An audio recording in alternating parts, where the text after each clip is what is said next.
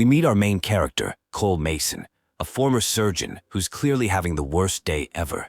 He wakes up with amnesia, held captive by some mysterious people who are forcing him to perform a high-stakes surgery. The pressure is on, and he has no idea what's going on. The situation gets weirder as Cole is told the patient has a foreign mass inside them. The whole setup is incredibly sketchy, with armed guards and a tense atmosphere. He's being pushed to operate against his will, and every instinct is telling him that this is a very bad idea. Cole makes the first incision, and things immediately get graphic. The foreign mass is revealed to be a horrifying, tentacled creature living inside the patient. It's a shocking reveal that pushes the game straight into body horror territory, and it's clear this is no ordinary medical procedure. The creature reacts defensively, grabbing onto Cole's arm with one of its tendrils. He's told to relax to make it let go, but his captor, Slade, urges him to just hack it off. It's the first major choice, and the tension is dialed up to 11 as he's caught in a life-or-death struggle. After a chaotic sequence where the creature breaks free and causes mayhem, Cole finds himself dead. It feels like a classic bad ending, a result of making the wrong call at a critical moment. The screen fades to black, leaving a sense of failure and confusion about what just happened. In a mind-bending twist, Cole wakes up right back at the beginning of the scenario. The same people are saying the same lines, but he remembers everything that happened. He's trapped in a time loop, forced to relive the same horrifying surgery over and over again. The game's core mechanic is revealed. Cole experiences intense déjà vu as he goes through the motions of the surgery again. He knows what's coming, but he's powerless to change the major events. This second loop establishes the rules of his new reality and highlights his struggle to understand and control his situation. Trying to change the outcome, Cole tells the others that they've done this before, but they don't believe him. His warnings are dismissed as stress or trauma, leaving him isolated with his knowledge. The frustration of being the only one who remembers the loops becomes a central conflict for his character. Cole desperately tries to explain what's happening, describing the creature and the fact that they're all going to die. A psychologist named Fern suggests he's experiencing dissociative trauma, completely missing the supernatural reality of the time loop. His pleas for help are met with skepticism and impatience.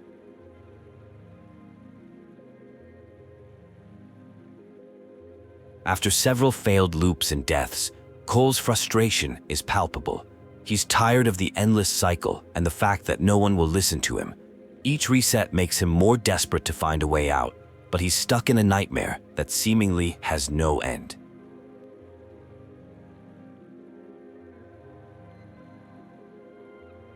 Cole finally changes tactics and decides to prove he's telling the truth. He reveals specific details he couldn't possibly know, like the fingerprint ID on Slade's gun. It's a gamble to get them to listen, using his knowledge from past loops to try and break the cycle.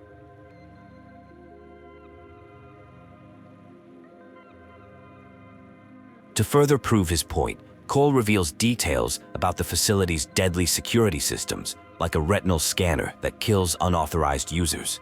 His knowledge of these hidden dangers starts to intrigue the leader, Maxson, even as Slade remains hostile and disbelieving. The seeds of doubt are finally being sown.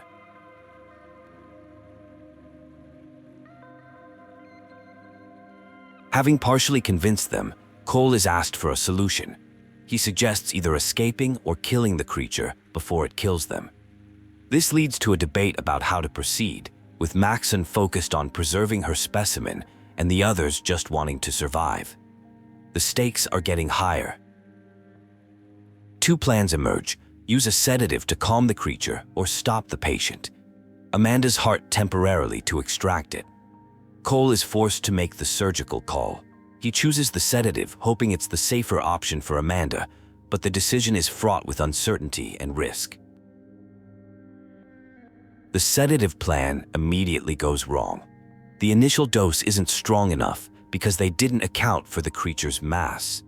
The situation becomes critical as the creature begins to stir, and they're forced to make another split-second decision about whether to increase the dose, which could kill Amanda. Cole makes the tough call to increase the sedative, but it's too late. Amanda dies during the procedure. Although they manage to extract the creature, the cost is a human life, weighing heavily on Cole and creating new tensions within the group. The victory feels more like a failure. With the creature secured, Maxson reveals her cold and calculating nature. She dismisses Amanda's death as a regrettable loss, showing her only concern is for the specimen. Her lack of empathy confirms that she is a true antagonist, willing to sacrifice anyone for her research. A massive power surge from a mysterious machine rocks the facility. A team member, Cooper, is electrocuted and dies. This sudden chaos shifts the story's focus and introduces a new, even larger threat. The situation is spiraling out of control, and the creature is just one part of the problem. The source of the power surge is revealed, a temporal displacement machine. Maxson explains that this time machine is the centerpiece of her research. This revelation connects the dots between the time loop, the creature, and the facility's true purpose. The sci-fi elements of the story come to the forefront.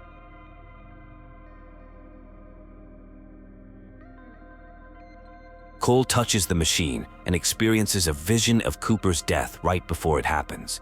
This confirms he has some connection to the temporal energy. Maxson, intrigued, decides to test a theory by having Slade shoot Cole in the head, resetting the loop to the moment he touched the machine. Maxson explains that Cole's ability to loop time is now tethered to the machine. His save point has moved, but it still doesn't explain how he was looping before. The mystery of his powers deepens, and it's clear that Maxson knows more than she's letting on.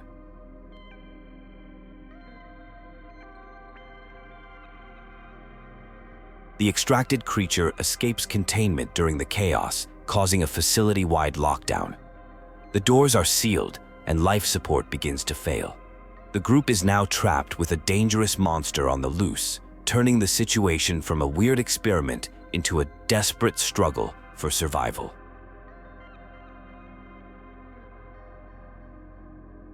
After Cooper's death, Slade blames Cole, highlighting the fracturing trust within the group. Everyone is on edge, and their conflicting personalities and survival instincts create a hostile environment. Cole is forced to navigate not just physical threats, but the complex and dangerous group dynamics as well. Cole is tasked with crawling through the conduits to manually restore power. He asks for a weapon, but Maxson refuses, stating that his time-looping ability is the only weapon he needs. She sees him as an expendable tool, useful for dangerous tasks since he can't permanently die. While in the vents, Slade taunts Cole over the radio, suggesting he intentionally let Cooper die and wondering who will be next. Slade's antagonism continues to create friction, portraying him as a hardened survivalist who sees Cole as a liability or even a threat to the group's stability.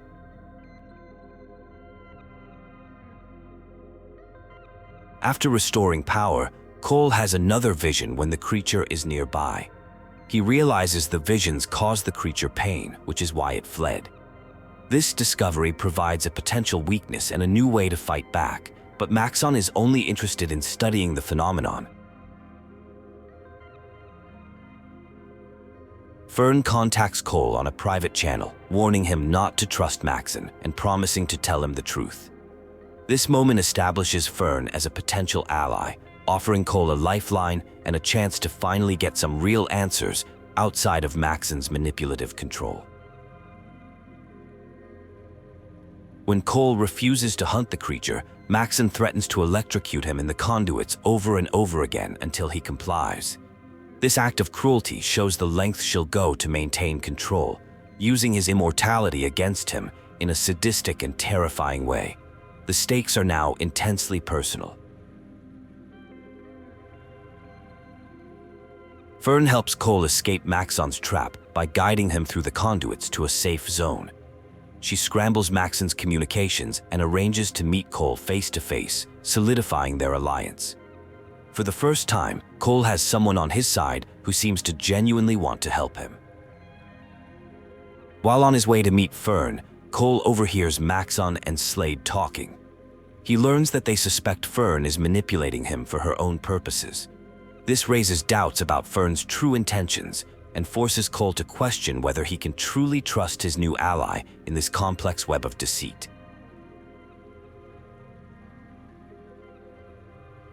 Fern leads Cole into what appears to be a trap as the area he enters begins a purge sequence. It's a tense and ambiguous moment where her loyalty is tested. It seems like a betrayal, but it's quickly revealed to be a drastic measure to get him safely out of the conduits.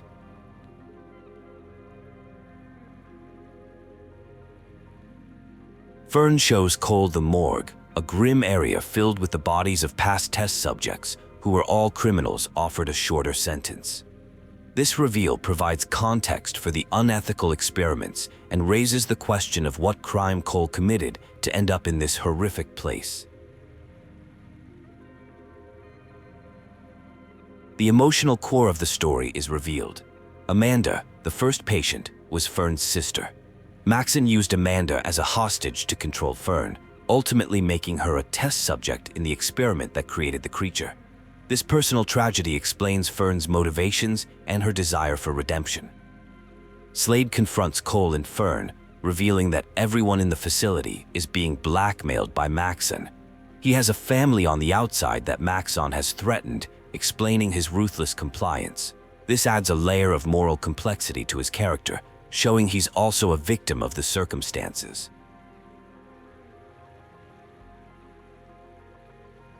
Maxson orders Slade to kill Fern, forcing Cole to intervene. The conflict escalates into a physical fight between Cole and Slade. This is a turning point where Cole must choose a side, fully committing to protecting Fern and opposing both Slade and Maxson's brutal methods of control. After their fight, the group forms a fragile, temporary truce to deal with the escaped creature. Maxson gives Cole a stun gun, a non-lethal weapon designed to immobilize the specimen. Her priority remains capturing it alive, even as it grows larger and more dangerous, putting everyone at risk. Cole confronts the creature, which has now grown into a massive, terrifying monster after consuming the biomatter in the morgue. The threat level has escalated dramatically, and the stun gun feels hopelessly inadequate against such a formidable beast. The final confrontation seems inevitable and deadly. During a desperate escape attempt, Slade is nearly killed by the creature, but Cole makes the decision to save him. This act of compassion, even towards an enemy, marks a significant moment of character growth for Cole and begins to mend the fractured relationship between him and Slade. In a powerful speech, Cole convinces Fern and Slade to unite against their common enemy, Maxson. He argues that she uses their fear to control them and that together they have the power to confront her. The fractured group finally finds a moment of solidarity, ready for a final showdown. Maxson explains the creature's origin. Amanda was displaced in time for minutes, which was an eternity for her DNA, causing millions of years of evolution in an instant. The creature was born from her mutated flesh, a gift of evolution that reveals the horrifying extent of Maxson's experiments. The group learns the facility is on the verge of collapse. The time machine is causing power surges that will destroy the reactor in less than an hour. They must shut it down, but doing so will sever Cole's connection to it, meaning if he dies, he'll stay dead. Slade reveals a critical piece of information. The escape pod only has room for 2. This injects a new layer of distrust into the group's fragile alliance. He makes it clear that he's looking out for himself, setting the stage for a final betrayal as their survival becomes a zero-sum game.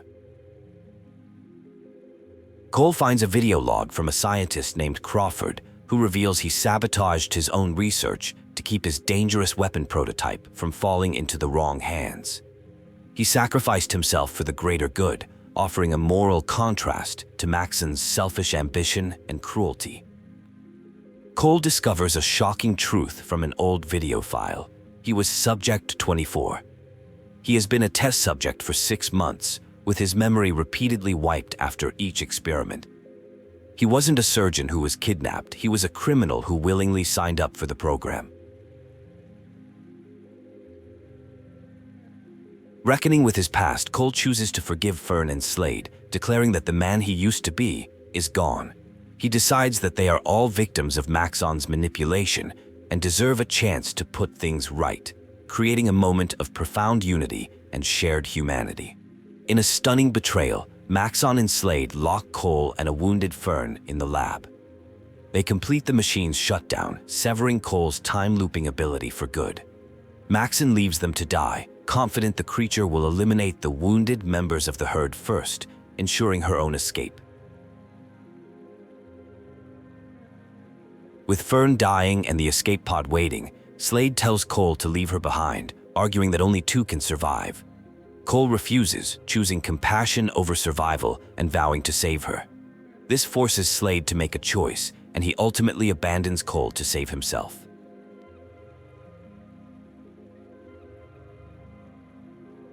After Cole fails to save Fern, Slade returns, seemingly having a change of heart. However, their reunion is cut short as the giant creature attacks. The final boss fight begins, with the 2 men forced to work together to survive against the ultimate product of Maxson's horrific experiments. In the final moments, Cole is presented with a choice by a dying Slade. He can either use the machine's master reset to go back 6 months and prevent everything from happening, or he can destroy the machine forever. It's a choice between saving everyone and ensuring this never happens again. Cole chooses to destroy the machine. This act causes a catastrophic failure and the entire facility implodes. The escape pod is destroyed in the chaos and everyone is killed. He gets the bad ending, sacrificing himself to end the cycle, but ultimately failing to save anyone.